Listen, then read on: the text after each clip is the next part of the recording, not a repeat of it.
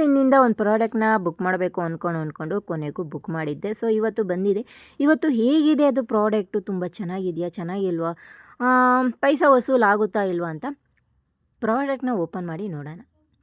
Finally ಈ ಥರ packing ತುಂಬಾ ಚೆನ್ನಾಗಿ ಪ್ಯಾಕಿಂಗ್ ಮಾಡಿದ್ದಾರೆ. ಇದೇನೋ ಈ ಥರ ಸಾಫ್ಟ್ ಸ್ಪಾಂಜಲ್ಲೂ ಕೂಡ ಕೊಟ್ಟಿದ್ದಾರೆ. ನೋಡೋಣ ಯಾವ ಥರ ಇದೆ ಅಂತ. ಬಟ್ಟೆ ಮಾತ್ರ ತುಂಬಾ ಇಷ್ಟ ಆಯಿತು. ಮುಟ್ಟಿದ ತಕ್ಷಣ ತುಂಬ ಸಾಫ್ಟಾಗಿ ತುಂಬ ಚೆನ್ನಾಗಿತ್ತು. ಇದು ಬಂದು ಸೋಫಾ ಕವರ್. ನಾರ್ಮಲಾಗಿ ಯಾವಾಗಲೂ ಪೀಸ್ ಲೆಕ್ಕದಲ್ಲಿ ತೊಗೋತಾ ಇದ್ದೆ ನಾನು, ಆ ಥರ ಸಿಂಗಲ್ ಪೀಸ್ ಬರುತ್ತಲ್ಲ ಆ ಟೈಪು. ಇವತ್ತು ನೋಡೋಣ ಹೊಸ್ದಾಗಿ ಇರುತ್ತಲ್ಲ ಇದು ಅಂದ್ಬಿಟ್ಟು ನಾನು ಈ ಥರ ತುಂಬ ದಿನದಿಂದ ಅಂದ್ಕೊಂಡಿದ್ದೆ. ಬಟ್ ಈಗ ನಾನು ತೊಗೊಂಡಿರಲಿಲ್ಲ. ಯಾಕೆ ಅಂದರೆ ಸೋಫಾ ಚೇಂಜ್ ಮಾಡೋಣ ಅನ್ನೋದು ಒಂದು ತಲೆಯಲ್ಲಿತ್ತು. ಆದ್ದರಿಂದ ಹೊಸದೇ ತೊಗೊಂಡ್ರಾಯ್ತು, ಹೊಸ ಸೋಫಾಗೆ ಹೊಸ ಕವರ್ಸ್ ತೊಗೊಳ್ಳೋಣ ಅಂದ್ಬಿಟ್ಟು ತಲೆಯಲ್ಲಿತ್ತು. ಆದ್ದರಿಂದ ತೊಗೊಳಕ್ಕೆ ಹೋಗಿರಲಿಲ್ಲ. ಫೈನಲಿ ತಲೆಗೆ ಫಿಕ್ಸ್ ಆಯಿತು, ಸೋಫಾ ಇನ್ನೊಂದು ಸ್ವಲ್ಪ ದಿನ ಇದೇ ಇರಲಿ, ಈಗ ಅಗತ್ಯ ಇಲ್ಲ ಅಂದ್ಬಿಟ್ಟು. ಸರಿ ಅಂದ್ಬಿಟ್ಟು ಅದಕ್ಕೆ ಇವತ್ತು ನೀಟಾಗಿ ಮೊನ್ನೆ ವಿಡಿಯೋದಲ್ಲಿ ನೋಡಿರ್ತೀರ ವ್ಯಾಕ್ಯೂಮ್ ಕ್ಲೀನ್ ಮಾಡಿಬಿಟ್ಟು ಸೋಫಾನೆಲ್ಲ ಕ್ಲೀನ್ ಮಾಡಿದ್ದೆ. ಸೊ ಅದಾದಮೇಲೆ ಮತ್ತೆ ಹೊಸ ಹಳೆಯ ಕವರ್ಗಳೆಲ್ಲ ನೋಡಿ ಬೇಜಾರಾಗ್ಬಿಟ್ಟಿತ್ತು. ಆಲ್ರೆಡಿ ಒಂದು 10 ಇಯರ್ಸಿಂದನೂ ಅದನ್ನೇ ಯೂಸ್ ಮಾಡ್ತಾಯಿದ್ದೆ. ಅದಕ್ಕೆ ಇದ್ರ ಜೊತೆ ಇನ್ನೂ ಒಂದು ತೊಗೊಂಡಿದ್ದೆ. ಬಟ್ ಅದು ಯಾಕೋ ಡ್ಯಾಮೇಜ್ ಆಗೋಯಿತು. ಕಡಿಮೆ ದುಡ್ಡಿಂದ ಇನ್ನೂ ಬಾಳಿಕೆ ಬರ್ತೈತೆ, ಬಟ್ ಜಾಸ್ತಿ ದುಡ್ಡಿಂದ ತೊಗೊಂಡಿದ್ದು ಆಲ್ರೆಡಿ ಎಸ್ತೇ ಬಿಟ್ಟೆ, ಅಷ್ಟು ಡ್ಯಾಮೇಜ್ ಆಗಿತ್ತು. ಸರಿ ಅಂದ್ಬಿಟ್ಟು ಇದು ಒಂಥರ ಹೊಸದು ಅಪ್ಡೇಟ್ ಆಗಿರೋ ಅಂಥದ್ದು. ನಾವು ಬರ್ತಾ ಜನ್ರೇಷನಿಗೆ ತಕ್ಕಂತೆ ನಾವು ಕೂಡ ಅಪ್ಡೇಟ್ ಆದರೆ ತುಂಬ ಚೆನ್ನಾಗಿರುತ್ತೆ ಅಲ್ವಾ. ಆದ್ದರಿಂದ ಇದ್ದಾಗಲೇ ನಮ್ಗೆ ಯಾವ ಥರ ಖುಷಿಯಾಗಿರಬೇಕೋ ಆ ಥರ ಖುಷಿಯಾಗಿರಬೇಕು. ಅದ್ರ ಜೊತೆಲಿ ನಮ್ಮ ಆರೋಗ್ಯ ಕೂಡ ಚೆನ್ನಾಗಿರಬೇಕು. ನೋಡೋರ ಕಣ್ಣಿಗೆ ಖುಷಿಯಾಗಿರೋದಲ್ಲ, ನಮ್ಮ ಮನಸ್ಸಿಗೆ ನಾವು ಖುಷಿ ಪಡೋ ಥರ ಇದ್ದರೆ ಸಾಕು. ಇನ್ನೊಂದು ಇಲ್ಲಿ ಬಿಡಿ, ಅದೇ ಕತೆ ನೀತಿ ಕತೆ ಅವೆಲ್ಲ ಮುಗೀತು. ಈ ಸೋಫಾ ಕವರ್ ತಗೊಳೋದಂತೂ ತೊಗೊಬಿಟ್ಟಿದ್ದೀನಿ. ಹೆಂಗೆ ಹಾಕಬೇಕು ಅಂತಲೇ ಗೊತ್ತಾಗ್ತಾಯಿಲ್ಲ. ತಲೆ ಕೆಟ್ಟೋಗ್ಬಿಟ್ಟೈತೆ ನನಗಂತೂ. ಹಂಗೆ ಹಾಕಿದ್ರೆ ಹಿಂಗೆ ಹಾಕಿದ್ರೆ ಹಂಗೆ ಆ ಥರ ಆಗ್ತಾಯಿದೆ. ಯಾವ ಕಡೆ ತೊಗೋಬೇಕು, ಯಾವ ಕಡೆ ಎಲ್ಲಿ ಹಾಕಬೇಕು ಅಂತ ಗೊತ್ತಾಗ್ತಾಯಿಲ್ಲ. ಈಗ ನಾನು ಚೆಕ್ ಮಾಡ್ತಾ ಇರೋದು ಅದೇನೋ ಸ್ಪಾಂಜ್ ಕೊಟ್ಟಿದ್ರಲ್ಲ, ಅದನ್ನ ಎಲ್ಲಾದರೂ ಹಾಕೋದು ಕೊಟ್ಟಿದ್ದಾರಾ, ಎಲ್ಲಿ ಹಾಕಬೇಕು ಅಂತ ಚೆಕ್ ಮಾಡ್ತಾಯಿದ್ದೀನಿ. ಬಟ್ ಅದೆಲ್ಲೂ ಸಿಗಲಿಲ್ಲ. ಬಟ್ ಅದೆಲ್ಲೂ ಹಾಕೋದು ಕೊಟ್ಟಿರಲಿಲ್ಲ ಅವರು, ಓಪನ್ ಪ್ಲೇಸ್ ಎಲ್ಲೂ ಕೊಟ್ಟಿಲ್ಲ. ಸರಿ ಇರಪ್ಪ ನೋಡೋಣ ಫಸ್ಟಿಂದ ಹಾಕೋಣ ಅಂದ್ಬಿಟ್ಟು ಮತ್ತೆ ಹಾಕಿದ್ನ ತೆಗೆದುಬಿಟ್ಟು ಈಗ ಮತ್ತೆ ಹಾಕೋಕ್ಕೆ ಟ್ರೈ ಮಾಡ್ತಾಯಿದ್ದೀನಿ. ನೋಡೋಣ ಈ ಸಲ ವರ್ಕ್ ಆಗುತ್ತಾ ವರ್ಕ್ ಆಗಲ್ವಾ ಅಂತ. ಇದು ಫುಲ್ಲು ಒಂದೇ ಪೀಸ್ ಆಗಿರೋದ್ರಿಂದ ಫುಲ್ಲು ಕವರ್ ಆಗುತ್ತೆ ಸೋಫಾ, ಒಂದು ಸ್ವಲ್ಪನೂ ಗಲೀಜಾಗಲ್ಲ. ನನಗಂತೂ ತುಂಬಾ ಇಷ್ಟ ಆಯಿತು. ಇದು ಕ್ಲಾತ್ ವೈಸ್ ಅಂತೂ ತುಂಬ ಚೆನ್ನಾಗಿದೆ. ಕಲರ್ಸು ಅಷ್ಟೇ ತುಂಬ ಚೆನ್ನಾಗಿತ್ತು.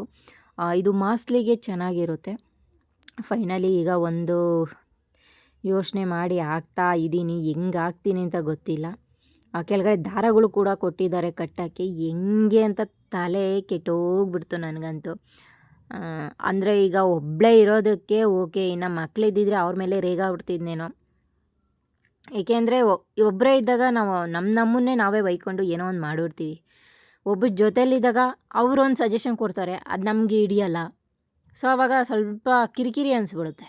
ಆದಷ್ಟು ಒಂಟಿಯಾಗಿ ಕೆಲಸ ಮಾಡಿದ್ರೆ ನೋಡಿ ಪರ್ಫೆಕ್ಟಾಗಿ ಕೆಲಸ ಆಗುತ್ತೆ. ಇನ್ನೊಬ್ರು ಜೊತೇಲಿ ಇಟ್ಕೊಂಡು ಕೆಲಸ ಮಾಡಿದಾಗ ಬಾಯಿ ಬೀಗ ಹಾಕೊಂಡು ಮಾಡಬೇಕಾಗುತ್ತೆ ಆ ಟೈಮಲ್ಲಿ. ಯಾಕೆಂದರೆ ಅವ್ರು ಕೇಳೋದು ನಮ್ಗೆ ಇಷ್ಟ ಆಗೋಲ್ಲ, ನಾವು ಹೇಳೋದು ಅವ್ರಿಗೆ ಇಷ್ಟ ಆಗಿರಲ್ಲ, ಆ ಥರ ಆಗ್ಬಿಡುತ್ತೆ.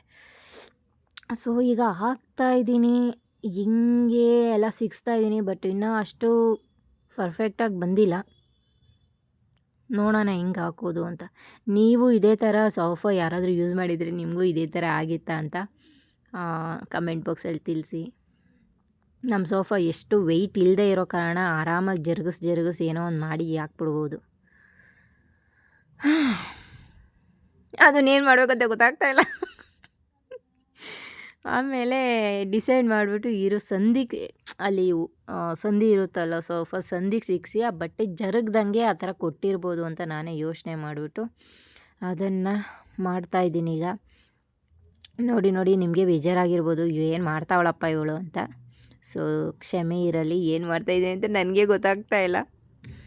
ಆದ್ದರಿಂದ ನಾನು ವೀಡಿಯೋನ ಇಲ್ಲಿವರೆಗೂ ಬಿಟ್ಟರೆ ನಿಮಗೆ ಬೋರ್ ಆಗಿಬಿಡುತ್ತೆ ಅಂದ್ಬಿಟ್ಟು ವೀಡಿಯೋನ ಸ್ಟಾಪ್ ಮಾಡಿಬಿಟ್ಟು ಫುಲ್ಲು ಕಂಪ್ಲೀಟ್ ಆದಮೇಲೆ ಹೇಗೆ ಕಾಣುತ್ತೆ ಅಂತ ನಿಮಗೆ ತೋರಿಸ್ತೀನಿ. ಸೊ ತುಂಬ ಕಡಿಮೆ ಪ್ರೈಸ್ ಮಾತ್ರ ಇದು, 350 ಏನೋ ಇದೆ ಅಷ್ಟೇ ಇದು.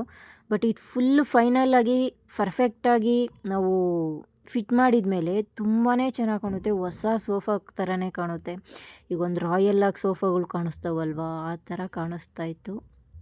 ನನಗಂತೂ ತುಂಬ ಚೆನ್ನಾಗಿತ್ತು. ಮತ್ತು ಯಾವಾಗಲೂ ಅದನ್ನು ನಾವು ಸಿಂಗಲ್ ಪೀಸ್ ಹಾಕಿದಾಗ, ಕುತ್ಕೊಂಡಾಗ, ಎದ್ದಾಗ, ಮಲಗಿದಾಗೆಲ್ಲ ಜರುಗಾಡ್ತಿದ್ದೋ ಪೀಸ್ಗಳು. ಬಟ್ ಇದೇನೂ ಆಗಲ್ಲ. ಯೂಸ್ ಮಾಡಿ ಹೇಳ್ತಾ ಇರೋದು ನಾನು.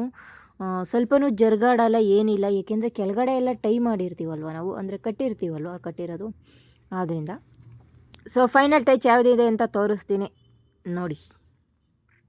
ಸೊ ಫೈನಲಾಗಿ ಈಗ ಸೋಫಾ ಕವರ್ ಸೆಟ್ ಆಗಿದೆ. ಈ ಥರ ಕಾಣಿಸ್ತಾ ಇದೆ ಸೋಫಾ, ನೋಡ್ತಾ ಇರ್ಬೋದು.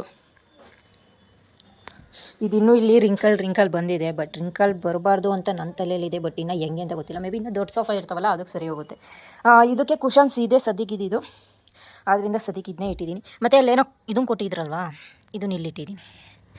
ಇದು ನನ್ನ ತಲೆಯಲ್ಲಿ ಇದ್ದಿದ್ದು ಅದಕ್ಕೆ ಅಂತ ಕೊಟ್ಟಿರ್ಬೋದು. ಈ ಥರ ನೀಟಾಗಿ ಇಡೋದ್ರಿಂದ ಇದು ಜರುಗಾಡಲ್ಲ, ಟೈಟಾಗಿ ಕುತ್ಕೊಳ್ಳುತ್ತೆ ಅನ್ನೋ ಕಾರಣದಿಂದ ಇದನ್ನು ಕೊಟ್ಟಿದ್ದಾರೆ ಅಂತ ನನ್ನ ತಲೆಯಲ್ಲಿತ್ತು. ಮತ್ತು ಇನ್ನೊಂದು 2 ದೊಡ್ಡವು ಕೊಟ್ಟಿದ್ರು, ಅದನ್ನು ಈ ಮೂಲೆಯಲ್ಲಿ ಈ ಥರ ಕವರ್ ಮಾಡಿದ್ದೀನಿ. ಅದರಿಂದ ಇದು ನೀಟಾಗಿ ಶೇಪಾಗಿ ಕೂತಿದೆ. ಇಲ್ಲೊಂದು 6 ಪೀಸ್ ಏನೋ ಕೊಟ್ಟಿದ್ದರು. ಇದು ನಮ್ಮನೆ ಬೇರೆ ಕುಷನ್ಸ್ ಇರಲಿಲ್ಲ, ಆದ್ದರಿಂದ ಇದು ನನಗೆ ಇಟ್ಟಿದ್ದೀನಿ. ಈಗ ಫೈನಲ್ಲಾಗಿ ನಮ್ಮ ಸೋಫಾ ಹೀಗೆ ಕಾಣಿಸುತ್ತಿದೆ. ಈ ವಿಡಿಯೋನ ಇಲ್ಲಿಗೆ ಮುಗಿಸ್ತಾ ಇದ್ದೀನಿ. ಯಾರಿಗೆಲ್ಲ ಇಷ್ಟ ಆಯಿತು ಸಬ್ಸ್ಕ್ರೈಬ್ ಮಾಡಿ, ತುಂಬ ಇಷ್ಟ ಆಗಿದೆ ಲೈಕ್, ಕಮೆಂಟು, ಶೇರ್ ಕೂಡ ಮಾಡಿ. ನೆಕ್ಸ್ಟ್ ವಿಡಿಯೋ ಜೊತೆ ನಾನು ಬರ್ತೀನಿ. ಅಲ್ಲಿವರೆಗೂ ಟೇಕ್ ಕೇರ್.